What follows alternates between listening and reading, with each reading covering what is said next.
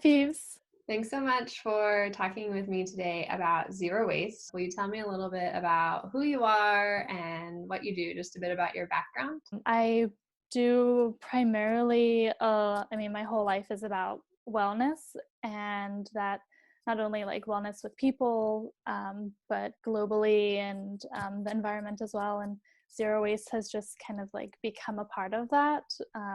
Like, for example, through becoming zero waste, like my diet got a lot cleaner because, Oreos come in packaging that's not really very sustainable. So it's been a big journey of diving in gradually and growing over the past like 3 or so years. And so I'd say that my passion is zero waste, and my profession is health coaching and also education around zero waste. I know that when I first heard the term zero waste, I was like, what is that? So, can you just kind of let us know, like, what is zero waste? What does zero waste mean? And you mentioned a little bit, maybe like 3 years you've been on the zero waste journey. What inspired you to begin that journey, and what did that journey look like for you? That's, the like, what is zero waste is a really, really good question, because I'm not actually producing zero waste.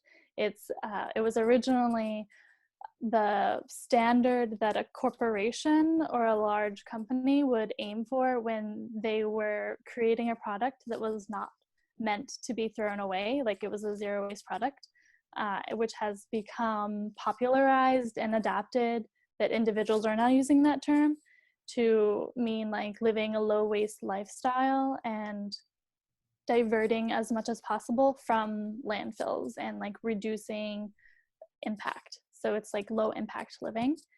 Um, and I think it's really important to bear in mind with that while it's like zero is in the name, it is just kind of like a landing point for people, and it doesn't actually mean that, like, it's easy to get hung up on the zero waste aspect of it, but really any little bit makes a difference, and you can still be a zero waster or low impact living advocate or like person creating that lifestyle without like having zero be your reality. And how I got into it, I originally did a plastic-free April challenge um, in 2016, I think. Maybe it was 15, can't quite remember. And so just by starting that month, like, it just really opened my eyes to all the plastic around me, from like groceries to like plastic spoons and takeout, or packaging when ordering something online or getting a new item. Like it was just a way to open my horizons to all the plastic around me.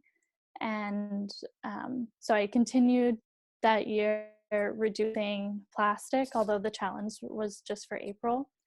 And it was really helpful to like have a peer support group with that, just to like build that enthusiasm and keep that momentum alive with others who are also passionate about it.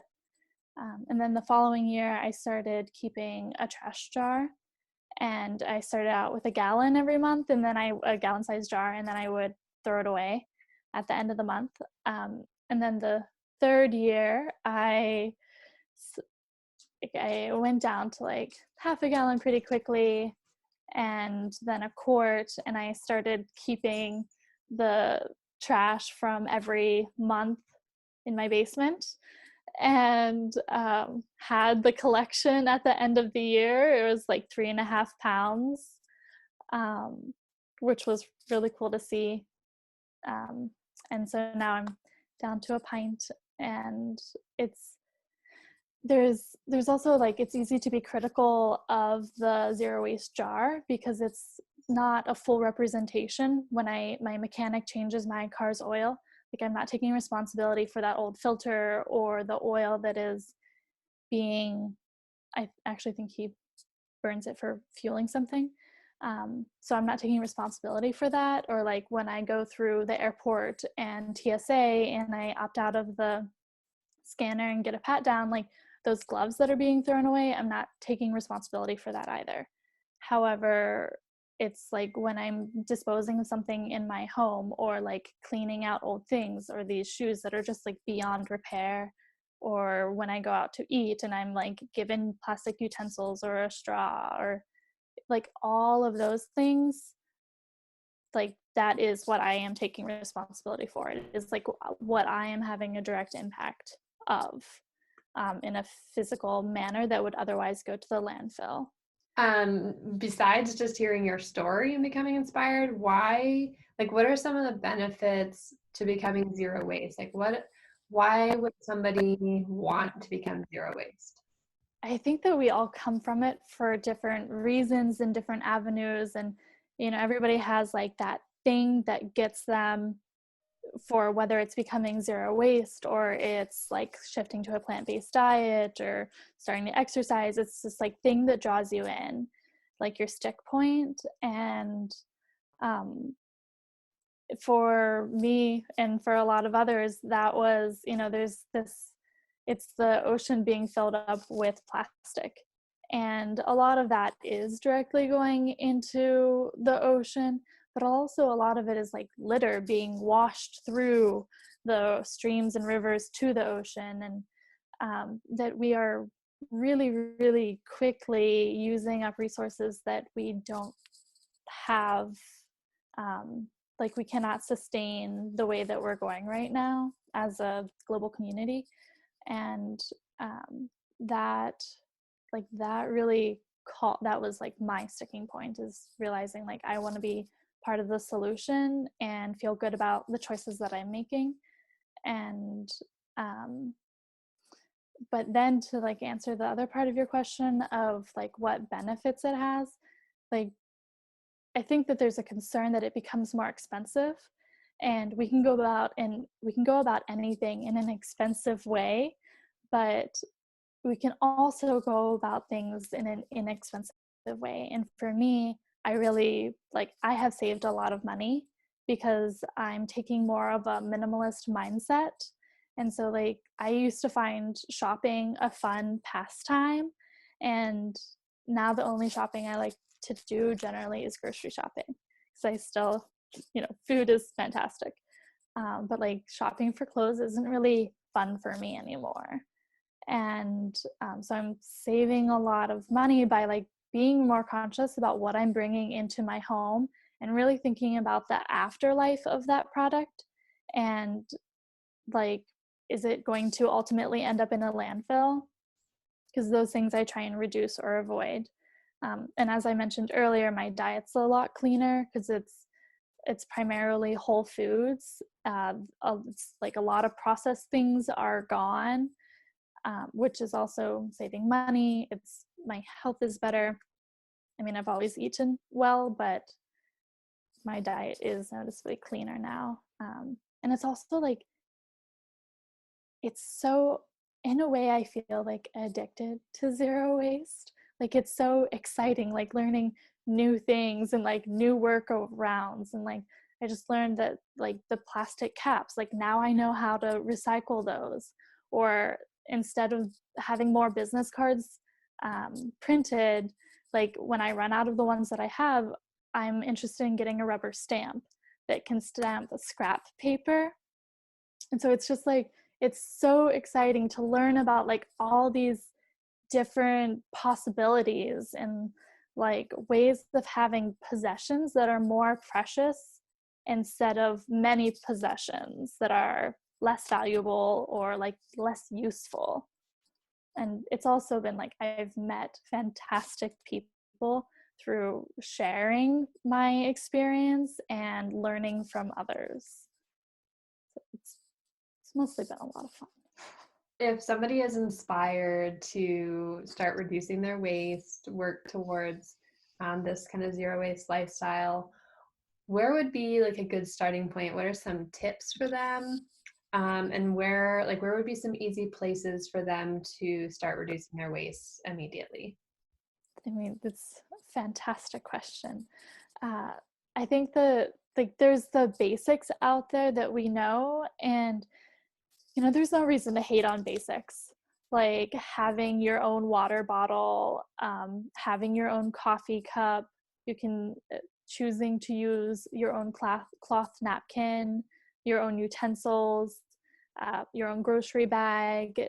Like these are saying like no thank you to disposable items when we're out and about. That could include plastic bags, that can be straws, that can be like utensils, like even paper, like napkins, unnecessary ticket stubs or brochures, avoiding freebies. Promotional material is a really like, so that's a lot to do all that at once.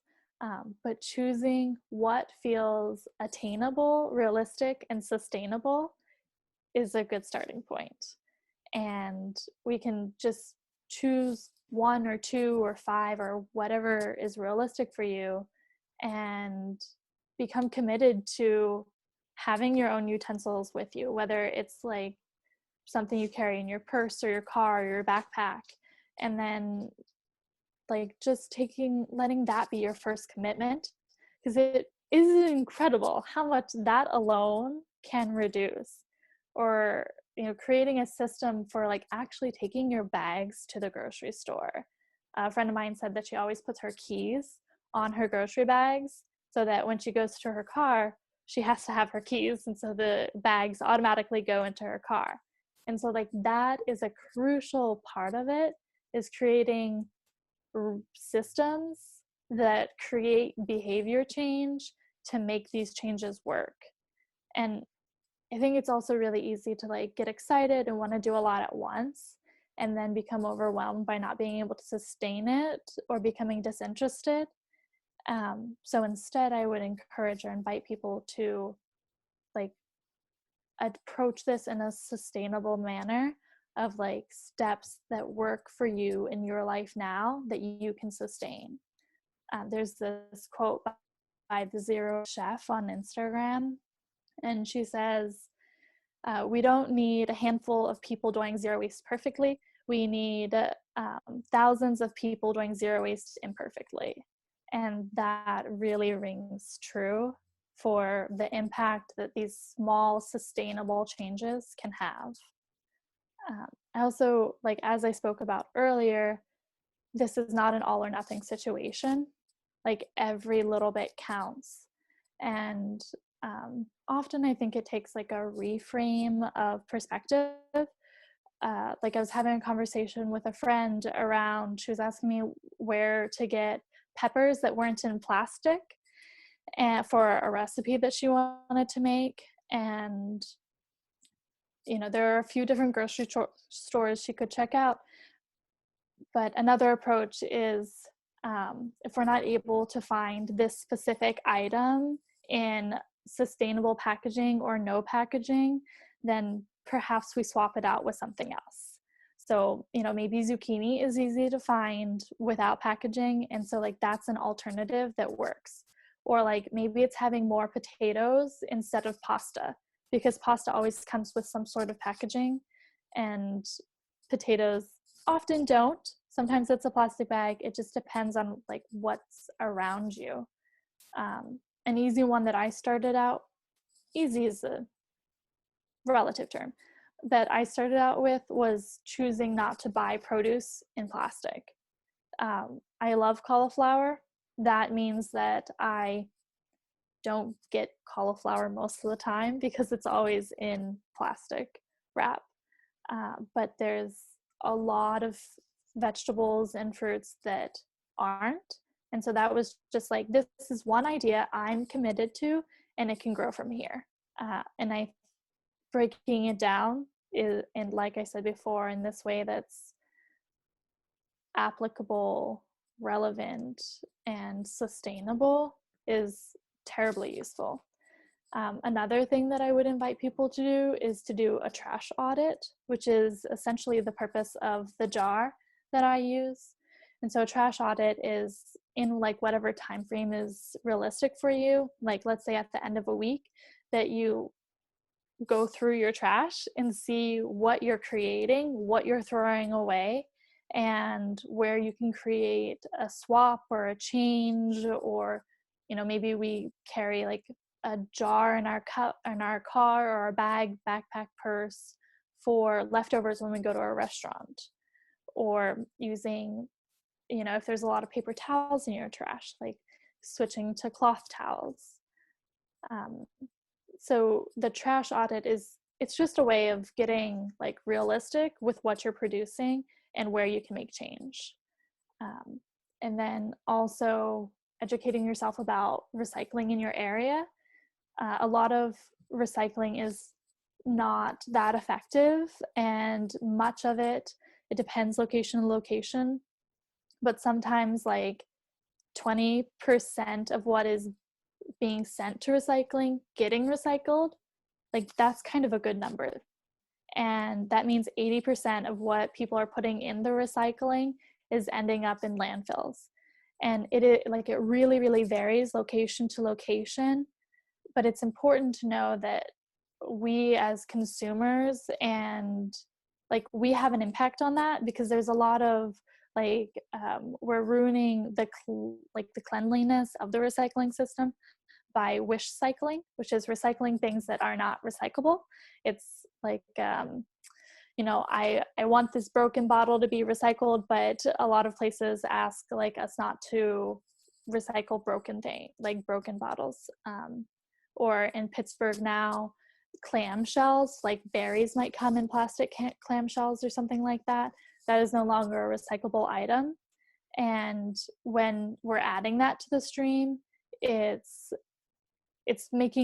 contaminating the whole batch. Pizza boxes are another example of that, because they're greasy and dirty or unwashed recycled items. Like that's making, it can make whole vats or like bins of things not recyclable because peanut butter jars weren't washed out, etc. So it is really important to know what is truly recyclable in your area. And then also composting is a huge one. And that's, they're like worm bins are an option, backyard composting, getting together with friends to do composting services. It makes like that is one huge step that people can take, and it makes a big, big difference. It also makes the trash audit easier, because then that trash is typically way, way cleaner. Is there anything else you want to add today? I mean, it's fun and exciting, and I think like a really important part is not doing it alone. If something is feeling overwhelming, or you feel like you don't have resources, like to know that you're not alone in this, and to grab a buddy or reach out to me, or Google things online. Like there are so many resources, and we're already fighting this like pandemic of isolation. This doesn't need to be another place where we isolate ourselves. And I guess one other piece I want to speak to is that people often, I think, feel like, I've seen that people feel uncomfortable using disposable items around me, and they'll like make excuses for that.